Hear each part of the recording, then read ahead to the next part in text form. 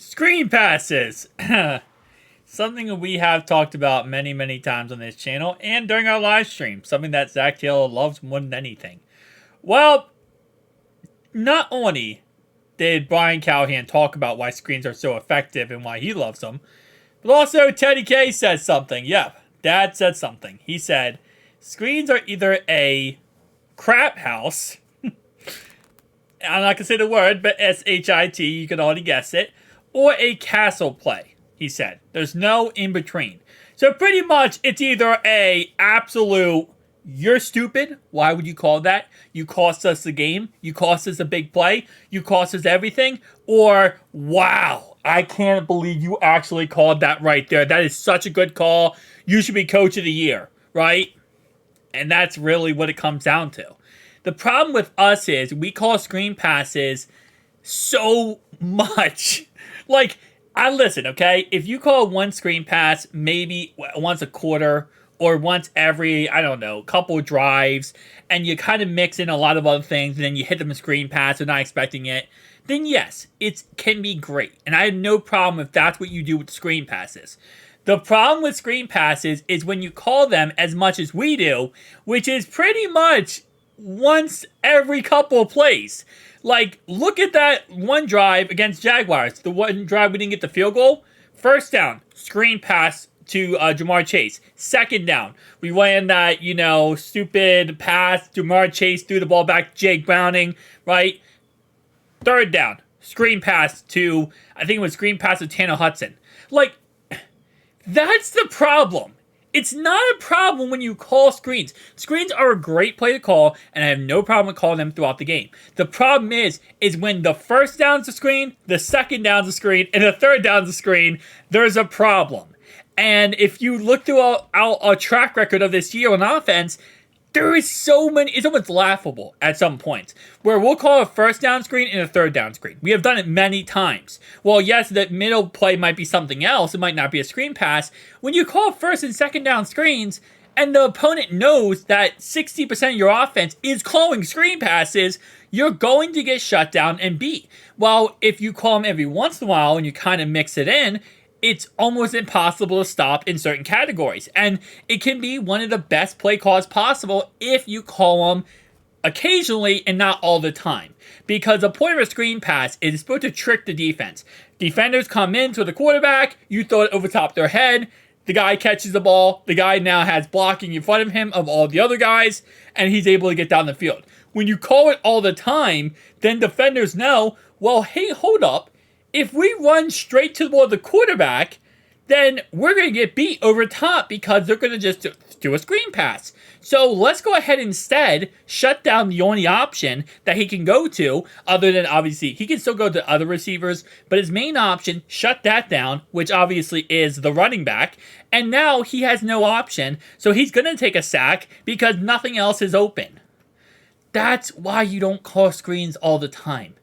It is very usable and is a great idea, but when you call it too much, it becomes predictable. And once you become predictable in screen passes, that is when they become very, very bad. No matter who you call it, wide receiver, halfback, tight end screen, it doesn't matter. If it's predictable, that's when things get bad. You're supposed to call them to kind of change up the defense and kind of confuse them. It's not always how it works. Callahan said, it's really been something I think he has come along for us this year. Said, we've had positive gains, efficient plays on our screens. And yes, I will say I feel like this year we have called more screens than any other year in general. And I think a lot of the reasons why was because of Joe Burrow's calf strain and also our lack of efficiency on the offense. I mean, our offense this year has been virtually zero efficiency in some of these games. And the easiest way to get yards and kind of break away something is by running screen passes. Because if you throw the ball down the field, well, yes, it works out pretty well. What if the defense is shutting it down? The one way to get a guy guaranteed to be open, right, is a screen pass. you're not guaranteed to get a guy open if you throw the ball down the field. So if you throw the ball down the field, no one's open, the line isn't blocking well, they're letting guys in, now you're going to get sacked. So I understand the idea of screens and why they love screens. The problem is we just run them so much that it's not working as well. Now, of course, they do go into this article talking about Joe Mixon and his ability to run screens very, very well. So as it says right here, when they hit like that, you always come back and say, we should call more of those earlier. And it is true. When we obviously had a big screen pass against the Jacksonville Jaguars, and it was a great screen pass to Joe Mixon, ended up being a big gain. And yes, while it's always the idea, like, you run the ball, you get a big run. We should run the ball more. You throw the ball, short, slant route. I told you, run slant routes. Screen pass. See, screen pass worked. It's just when it doesn't work, it obviously, you have that kind of double standard of like, well, you would be so happy if it worked. Well, yeah, but it didn't work. But at the same time, again, it's not the play is not bad. You can call them more. Just call them, not in a row. Just don't call them on one drive. You should not be running more than 3 screen passes. You should be running three screen passes on one drive, period. But if you're going to run screen passes all the time, you shouldn't be calling more than 3 screen passes on a drive. That's the problem. Now, taking a look at Joe Mixon on the screen passes game, last 3 years, he has been 19 for 23, 6.6 yards catch, and of course, 32% of the time he gets 10 plus yards, 17% of the times he gets around a first down, and 48% of the time it's actually a successful play. So about half the time it's successful in the last 3 years. He has gained 152 yards and 4.1 yards per game. For last 6 weeks, which again, like I said before, over the last 3 years, okay, that's what? 17, 17, 17. That's 41 games, okay? 51 games? 17 plus 17 is 34. 7, that's 51. In 51 games, okay, this is how many screens we ran. In 6 games, we ran 22.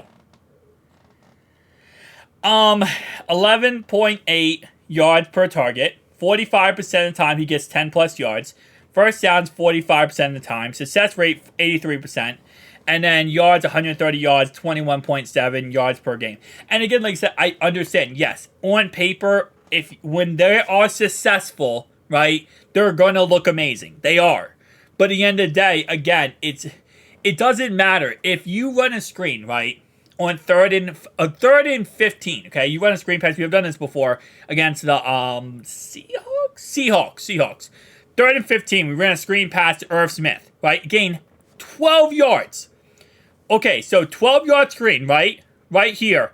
Yards per target, 12 yards. 100%, 10-plus yards. 0%. It was 3rd and 15. We got 12 yards.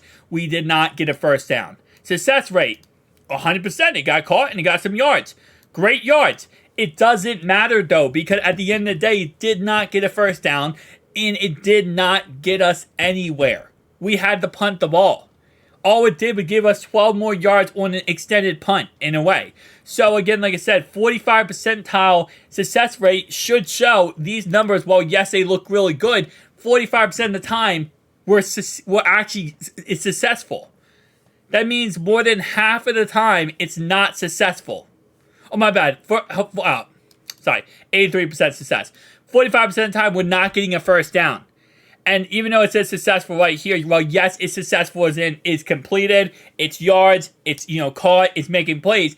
45% of the time, this would be the successful point. Half the time, more than half the time, it's not a first down. And a lot of times we run those screen passes on 3rd downs. And it's just not successful. So again, like I said, well, yes, at the end of the day, it's awesome that it's 83% of the time it works. Like, it's actually a completion and there's some yards gained. This is the problem. So, going to the next one, Taylor said, sometimes screens are a bit of luck, and I 1000% say, listen, they're a bit of luck, and a little bit of skill. It's a 50-50 shot, right? Because first off, you have to throw the ball over the defensive heads, right, to get the ball to the guys. The blocking has to be there. It has to work out that way. The luck factor is a certain player is missing that you're running a screen pass and running a certain way and not being able to recover to the screen pass. That's a lot of the luck. But the skill is, again, just the blocking and being able to call it correctly. They got him out of position. Everyone just kind of fit up there, Taylor said. And so sometimes you watch teams that maybe have a great screen idea, a great screen look, and it just doesn't work out for him. But I think when you have a great screen look, when you have to prepare the right way and you guys understand it, the luck tends to go in your favor more times than not. And yes, again, like I said, that's the luck factor, obviously, is you could have everything perfectly set up and one player sees the play a little bit better and then ends up getting destroyed on the play and it ends up being a mess. But again, like I said, it's just one of those situations where it's like, it's okay to call it every now and then. You just can't call it every single play, or else it just becomes predictable and it gets destroyed. He said, those are super athletes to O-line in spaces, Kara said. Now the big coaching point that changed is because you can't cut anymore is to stay inside of...